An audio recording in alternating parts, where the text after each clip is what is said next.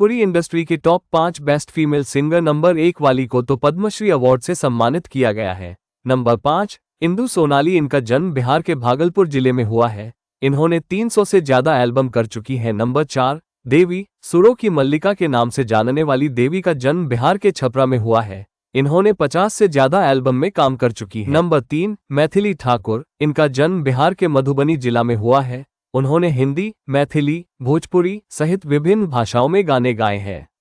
Number 2 कल्पना पटवारी। उनका जन्म असम के बरपेटा जिले में हुआ है। यह मुख्य रूप से भोजपुरी संगीत के लिए जानी जाती है, लेकिन उन्होंने कई भारतीय भाषाओं में गाने गाए हैं, जिनमें हिंदी, असमिया, मराठी, बंगाली शामिल है। नंबर 1 शारदा सिन्हा। इनका जन्म बिहार के सुपौल जिले में हुआ है। इन्होंने मुख्य रूप से मैथिली और भोजपुरी में गाने गाए हैं। इनके बिना विवाह गीत हो या छठ गीत दोनों अधूरा है। वैसे आपको भोजपुरी की कौन सी सिंगर की गाना अच्छा लगता है, कमेंट में बताइए।